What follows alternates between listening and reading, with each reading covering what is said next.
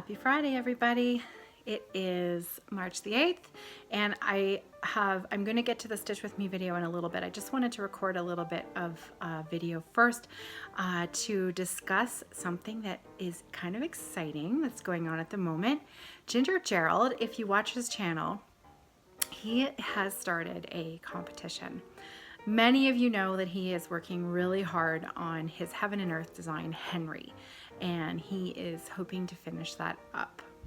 So he has started a competition on his channel for large piece completion. So it's kind of like a large piece completion competition. He has all of the information, all of the details on his channel. He actually put out a small video that's all about the competition, and all of the rules and all of the ways that you can participate are really clearly laid out in his video. In fact, if you watch right to the very end, he actually puts up 2 screen caps at the end. And if you just hit pause, you can read exactly how to follow the rules about how to enter this competition.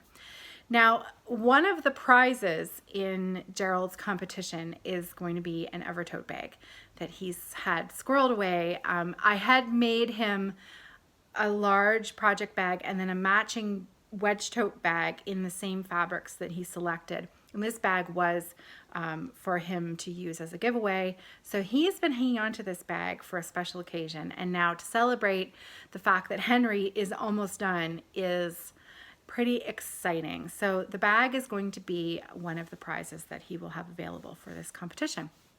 So I don't think I will probably be allowed to enter, but I thought it would be a really good incentive for me to use as sort of a goal. So by the time Gerald is finished Henry, I would like to be done X. So it's made me kind of rethink the way that I'm working my projects, because I've really been enjoying seeing some progress on my large scale pieces. So Tiramisu, the piece that I'm working on today for my Stitch With Me video, I'm half completed the stitching, and I'm kind of thinking that if I really worked hard and I kept Tiramisu as my April project, maybe even May, I might actually be able to complete the stitching on it. Not the beading. I don't think I would be able to get that much done on it, but I think that if I kept it out, and I'll substitute a couple of other pieces. So my True Blue, the canvas piece, the Starry Skies, that will hopefully be done. And you know, I'll insert two different pieces for Sunday High Tea. But I'm thinking that I might keep Tiramisu as my focus piece so that I can celebrate a big finish along with Gerald when he finishes his Henry. And if you've seen his progress, you know that he's getting close. It is a spectacular piece of art that he has been working on so hard. So if you, like us, like the bigger projects, and maybe you have one in the wings that is, you know, really itching to be finished, perhaps you might like to consider joining in a little friendly competition and seeing that if maybe you could finish yours up as well. So that's my plan. I would really like to finish up the stitching on this, so better get to it. Anyways, go check out his channel, check out that video, and let me know in the comments below if you're going to be joining in the fun. Happy Friday, Floss Tube. It is Friday, March 8th. It is also International Women's Day. My husband likes to say every day is Women's Day. He says that for every holiday. Every day is Mother's Day. Every day is Women's Day. He thinks he's being so funny, so clever. Anyways, it is, March the 8th, and today is the kids' very last day of school before their March break. So I'm really looking forward to spending some time with them next week. So that's what's coming up on our agenda as a family. As you can see, I've got my Glendon Place Tiramisu here to work on again today. I'll show you. This is the cover photograph, what it's going to look like when it's all done. And I didn't bother having the top part of the canvas to show you because I did show it fairly well in both last Friday's video and also on Monday FlossTube. So I'm just going to get right to the part that I'd like to work on today, which is I figured it would be fairly straightforward stitching to start the continuation of this ring here and work my way down in here. Since Monday's video, I've done a little bit more work. I've gotten a little more progress done. I finished this white segment in here. I've taken this brown ring down a little further. And then over here, what did I do over here? I think I carried on this ring here, this white section in here I got started. And then I started this motif in here that, as you can see, these motifs they're all different. They're all just a little bit different. Very, very interesting stitching. I've been enjoying that. This is the work that I did. I finished this motif since last Friday's video, but I had it complete for Monday FlossTube. So I have shown that already. All right, so the color that I'm going to be working with today is Dinky Dyes as charted. So I'll show you the back here so you can see this is the, the supplies list. The Dinky Dyes, it tells you exactly how many skeins you need. And the one that I'm working with right now is called Chestnut. So there's the floss in the skein. Dinky Dyes are lovely to work with. Very luxurious silk. This is a 28 count. Picture this plus fabric in the Mesa colorway. And I'm going to apologize in advance. I have a Band-Aid on my right thumb. And it's the stickiness is wearing off. I should actually replace it. But I have a torn cuticle on my left thumb, and it's quite painful, and it's not very nice to look at. So I apologize for the Band-Aid in advance. I will try to ensure that my right thumb, I'm going to stitch with my dominant hand underneath today, so you won't have to stare at that. So, all right. Floss preparation always feels nice, doesn't it? It feels like something exciting is about to happen. All right. So as usual, I had some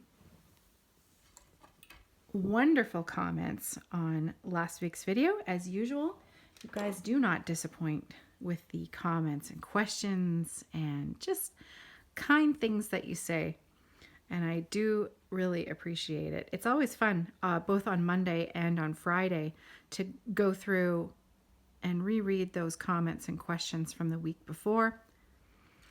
Because I do read them when I get them, but then to go back in and hit the like button and comment and go through them again before the recording of the next video, it's really quite fun for me. So thank you. Anne Pacini, I hope I'm pronouncing your last name correctly.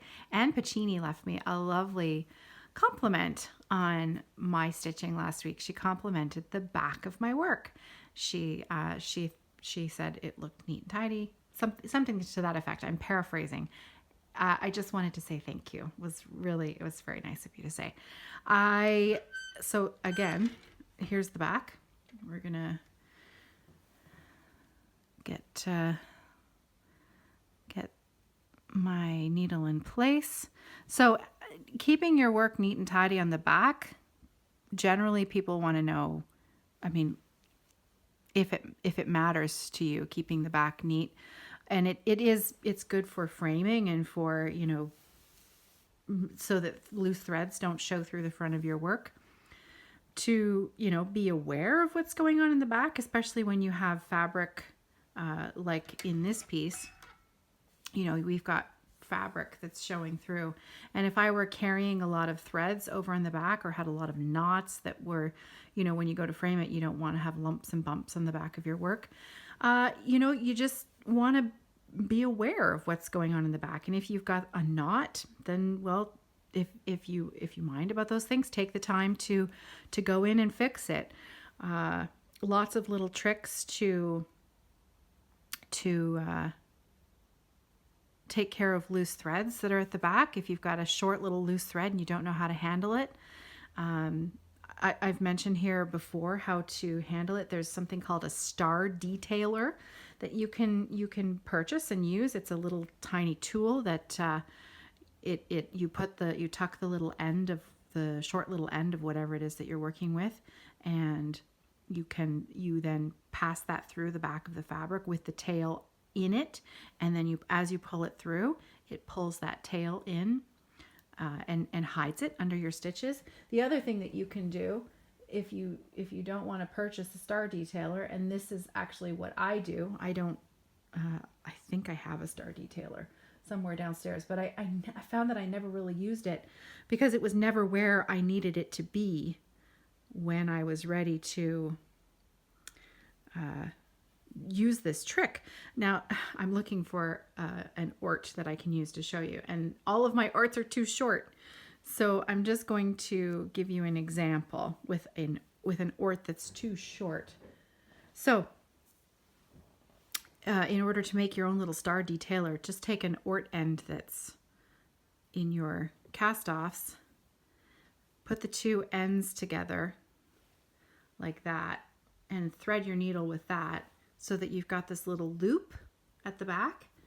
Thread your needle at the top and then sew that into the back under some stitches near where that loose end is, and then tuck the loose end through the loop so that when you pull this little end through those back stitches, it will take and carry the little end with it, and then as you pull it through those stitches, it will take care of tucking in that little end for you.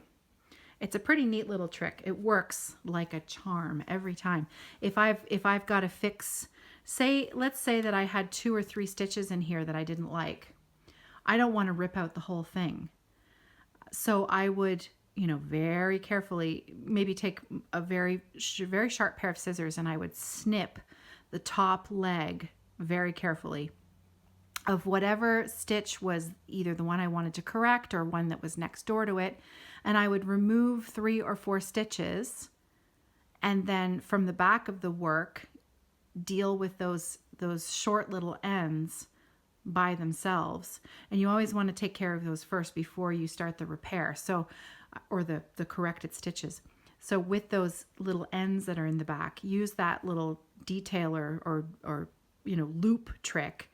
Tuck those ends so that they're secure in the back, and then you can add in a new thread and repair those couple of stitches. So it's a really easy way to do some repair work where the majority of the stitching is totally fine, but there's 1 or 2 in there that are maybe a little wonky that need to be repaired.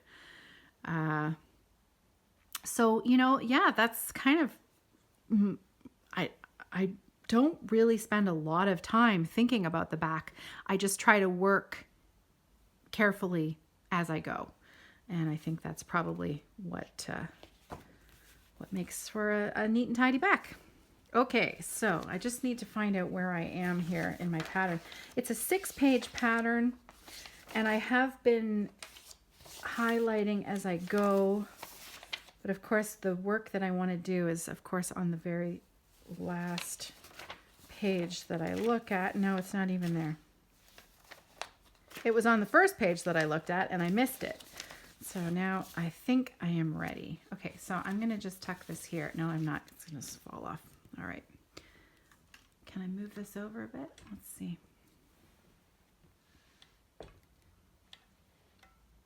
There. All right, I think I'm where I need to be. And first stitch.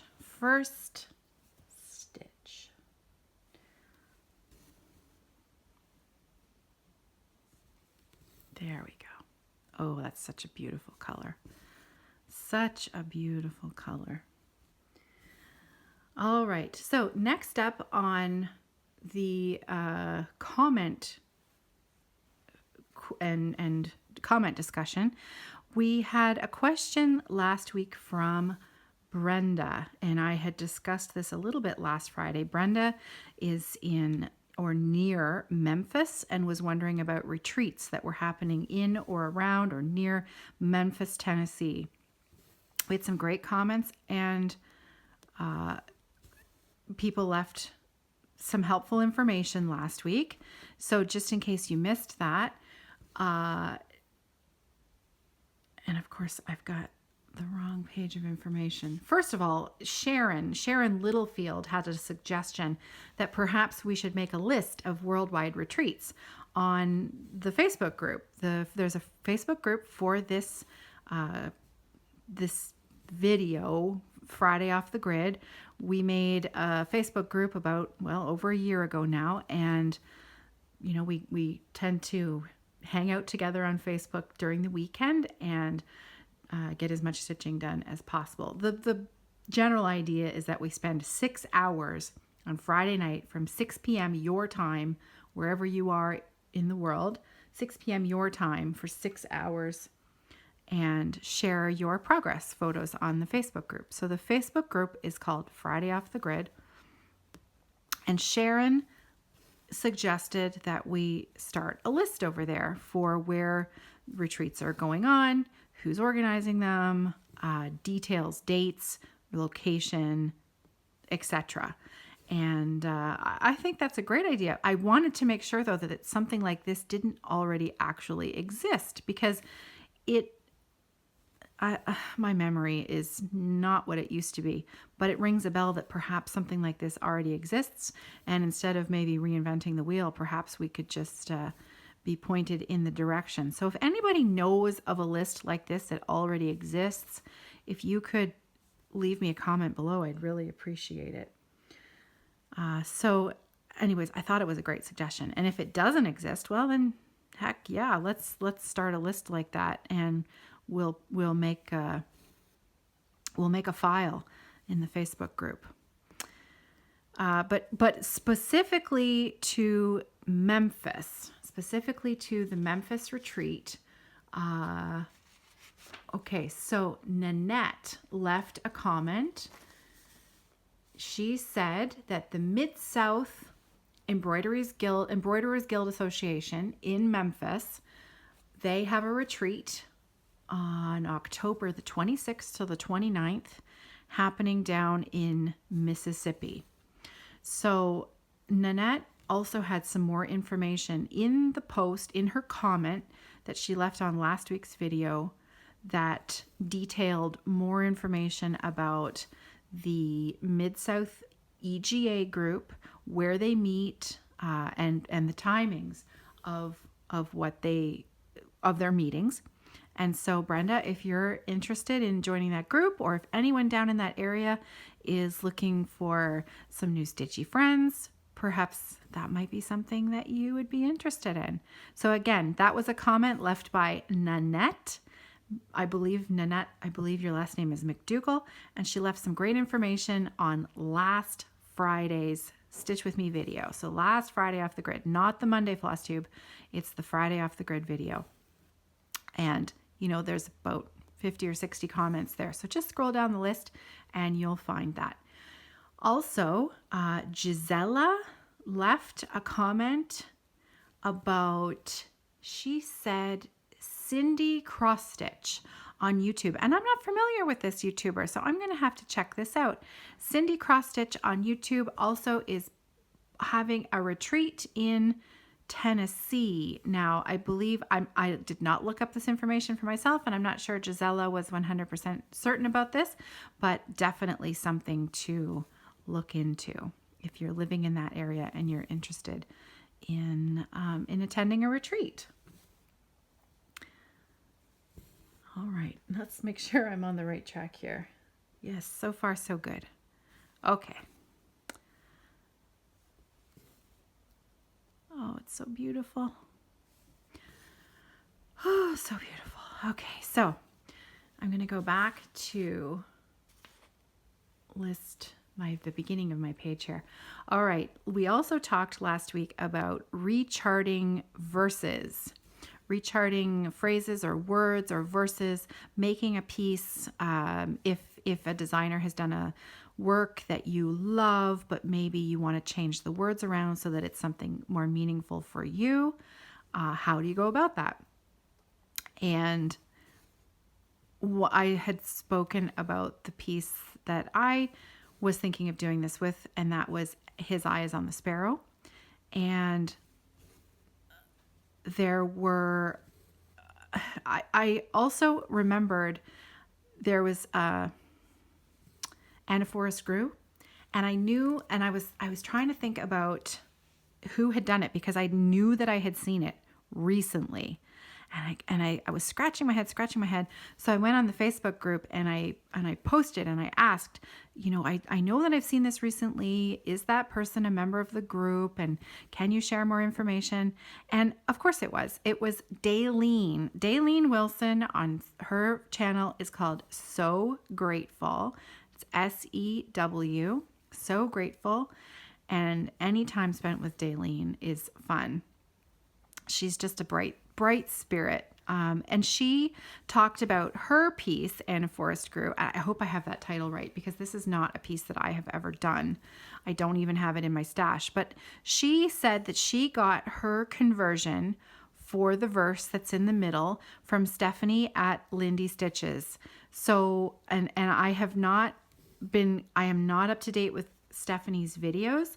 And I'll obviously have to go and watch those. There's just so much good floss tube. There's so much good floss tube out there to watch. How can you possibly keep up with everyone? So, if you're actually watching this tonight and visiting with me tonight, thank you so much for, the sun is warming up the snow and the ice on our roof and it's sliding off and I can hear it.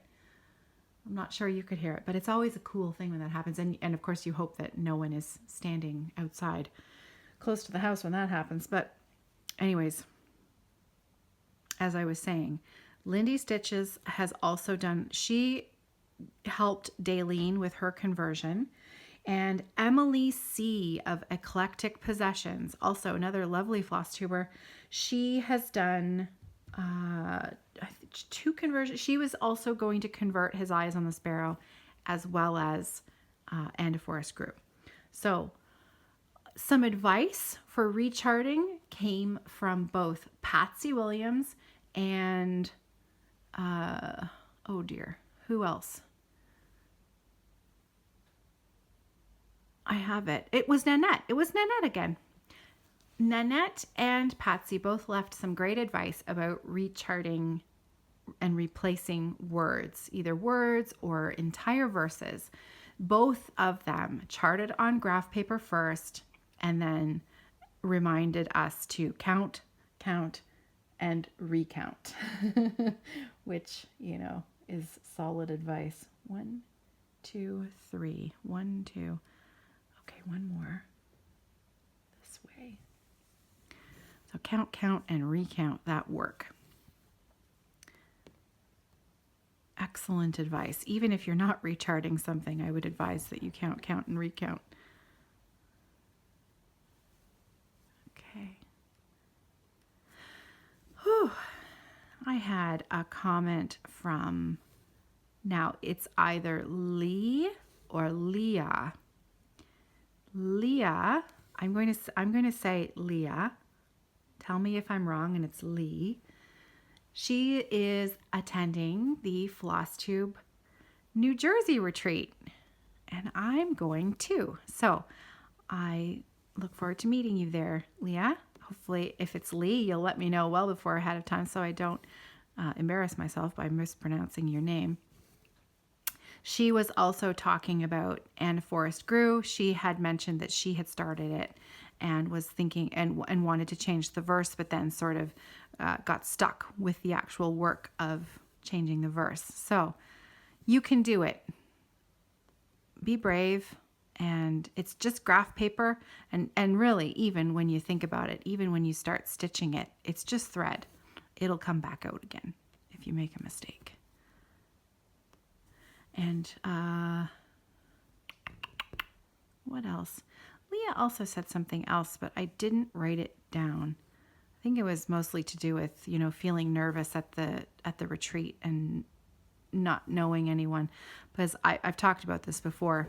The New Jersey retreat is a much, much bigger retreat than I'm used to attending. And, I'm those feelings of,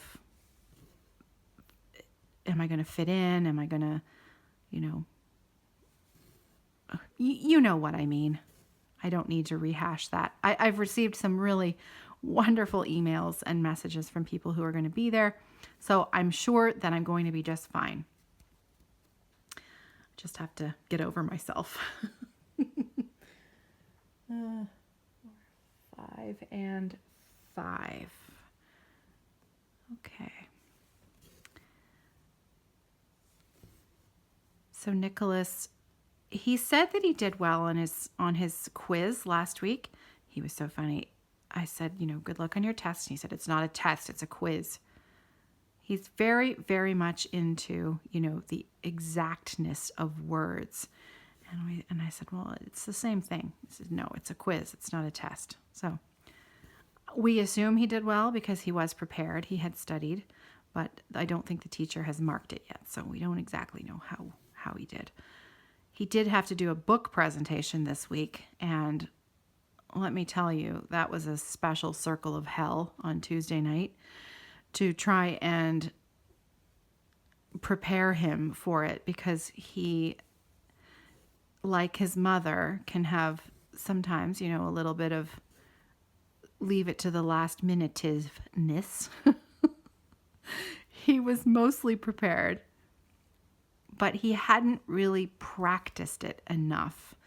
And then, when we had him go through it and present it to us as part of, practicing and preparing, we discovered that it wasn't long enough. And the teacher had asked for it to be in between 3 and 5 minutes long. And he was sitting at like 2 minutes and 15 seconds. Well, finding this out on Tuesday night, the night before he has to present, it was a bit of a panic. And he's the kind of kid who, he doesn't change things easily. So this was his presentation that he'd prepared. And now all of a sudden we were saying, well, look, buddy, you're going to have to add a few more things into it. And, yeah, that was fun. So we got through it. He got through it. And he came home happy as a clam on Wednesday that his presentation had gone beautifully. People had laughed at the funny parts, and he felt confident that he'd done a good job. So, poor kid. Yeah, that was grade 5 book reports. Book presentations. I remember John helping Sarah when she was at that age, and it was always, I don't know, our kids are very good in lots of other subjects, but those kind of things have always been a bit of a struggle. So anyways, we got through it. And as I said to John, phew, we got through another book report. I am going to have to change pages here because this is right. Oh, there goes another sheet of ice. Here, this is another, this is the middle of the design. So I'm moving down a page. I just have to find it. I have my pattern photocopied so that I have the original photocopied so that I can highlight it. No, that's not the right one. Oh yeah. And it's right in the middle of the thing. So there's only going to be a few stitches. 5, 5, 5. Okay, so we've got 5, 5, 5. We're going to do 1, 2, 2 more. 2 more groups of 5. So yes, we survived the book report, and so did he. And I'll tell you, he is excited for March break. My parents were supposed to come on Thursday. They are now arriving tomorrow instead. My mom and dad are coming for the weekend. Nicholas had a terrible cold. He was really quite sick. So combine that on Tuesday night with a kid whose nose won't stop running, and he's tired, and he needs to prepare his book report. Tuesday night was not a lot of fun in our household. So I'm glad we got through that. Brighter days ahead. So yeah, my parents are coming this weekend, so I'm looking forward to spending some time with them. I'm sure my mom is going to bring her knitting. So we will probably also take a trip down to my local yarn shop and spend some time together looking at some beautiful yarn. I have to pick, there's a book that I had on hold with the owner, Suzanne. So I need to pick that up, and maybe I'll share that book with you on Monday. Yeah, that my yarn shop is closing. We've talked about this on the Fiber Friends podcast. I'm not sure I've mentioned it here, but my favorite yarn shop.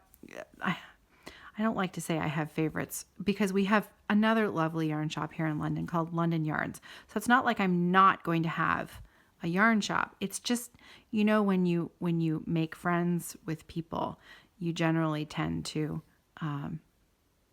Suzanne has become a friend. So it's not that I don't like the other yarn shop. I do like the other yarn shop. It's just that I've become friends with Suzanne, so I tend to head there.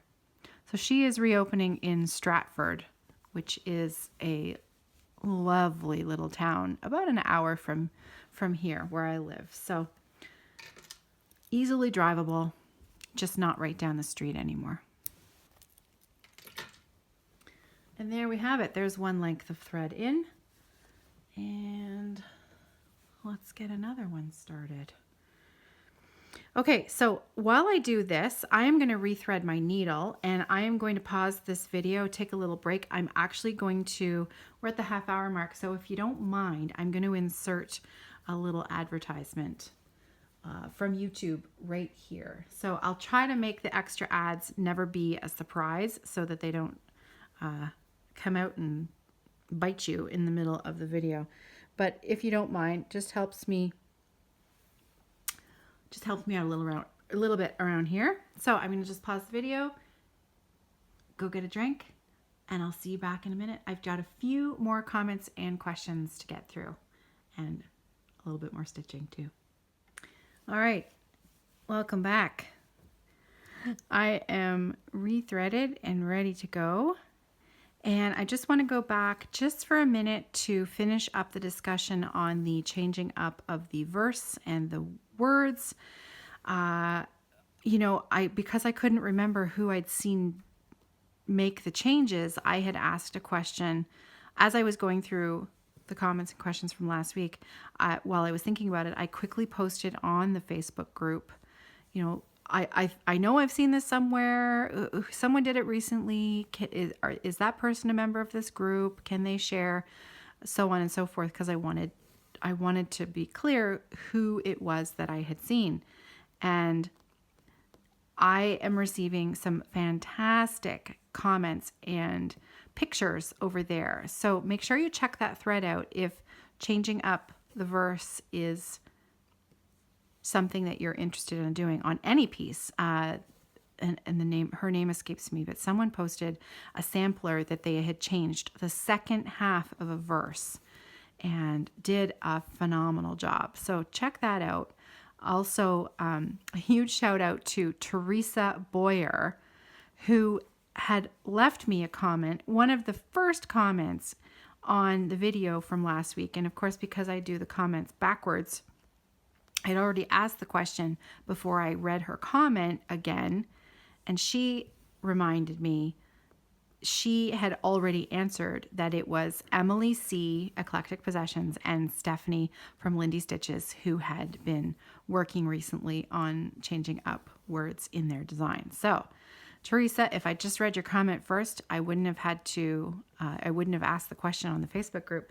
However, I'm kind of glad I did, because it started this great feed with people offering suggestions, and at least one photo so far of a conversion. So I'm hoping that more people will post their conversions. If you've done one and you're a member of the group, please feel free to put up a photo of your conversion. It's always inspiring to see other people's work. All right, so we've talked about the Memphis retreats.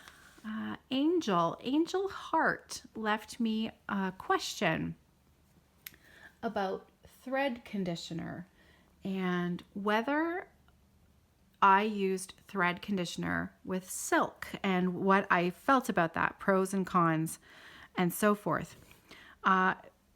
You know what? I have never, ever, ever used a thread conditioner with silk. And so I'm probably not the right person to discuss this, because also I find, well, generally it's probably from a bit of laziness, because I don't feel like getting up to find my thread heaven or beeswax. If I don't have it beside me, I'm not going to use it. However, and I'm talking about with cotton, I like using it with cotton. I just don't always remember to do it, and I'd rather just keep stitching than get up and go and look for it. So I have never used it with silk. I've never felt like I needed to use it with silks. The silk, all the silks that I've used have been just so, like, they just glide through the fabric, in my experience. And because I don't tend to use thread conditioner a lot on cotton, that's probably why, to me anyways, it already feels really super soft and slides through the fabric easily. So I've never used it. But if you use thread conditioner on silk and you have some pros and cons about it, please leave us a comment below, and we can further the discussion, which is always kind of cool. Okay, now what am I doing here? I think I have actually done one stitch too many. 4, 5, 6, 7. Or did I? 6? Yeah, I did. I got ahead of myself a little bit. All right, I'm just going to pardon the Band-Aid. Oh, no, you can't even see the band. You can only see a little bit of it. There we go. Okay. Let's rethread this.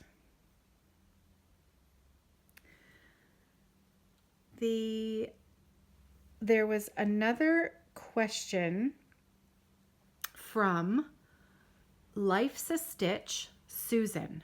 And please correct me if I'm wrong, Susan. I believe this is also the name of your YouTube channel. I believe that Life's a Stitch, Susan also records floss tube videos.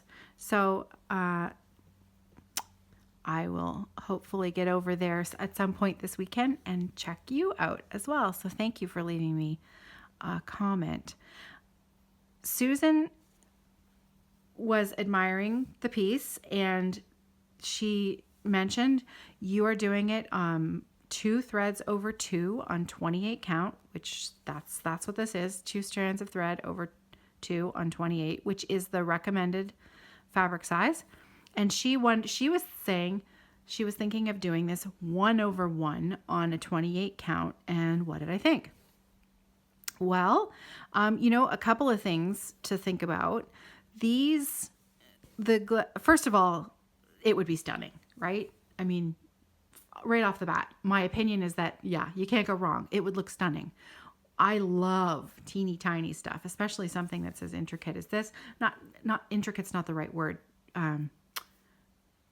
These sort of geometric designs, I love them when they're done teeny tiny. They just look beautiful. So yeah, I think that'd be pretty darn cool. However, the one thing to keep in mind is that it's going to end up being quite different because of the beads. There are a lot, and I mean a lot of beads in these dessert designs. All of this work in here, here, and all of these designs, you know what I mean, inside all of these holes there, all the way around the outside, these squares here, those are all beads. There's all beads in here. So you'd have to think very carefully about what you were going to convert the beads to. You know, easy enough, just make them cross stitch. So do I think that would be awesome? Yes, I do. And if you do this 1/1 on 28 count, I can't wait for you to record a floss tube video on it and share it with me, because that sounds amazing. But yeah, there are a lot of beads, and I decided that I was going to do the beading on this, and so it's 2/2 on 28 count for me for this. But man, wouldn't that be beautiful? 1/1 on 28. Gorgeous. Gorgeous. All right. Wanda wanted to know, what kind of chair do I use with my floor stand? She's considering getting a floor stand to use, but she's worried that using it and sitting in a particular type of chair will hurt her back. So I can't speak to everyone, because I think everyone has different problems with, you know, physical issues, right? I have a bit of a bad back at times. In my past, I've had a very bad back. At the moment, it's okay. Sometimes it gets a little sore, a little tired if I'm sewing too long and I don't stop and stretch. But I sit in a regular, it's an armchair, but it's a fairly upright armchair. It's not overly padded. It's not a lazy boy style chair or anything like that.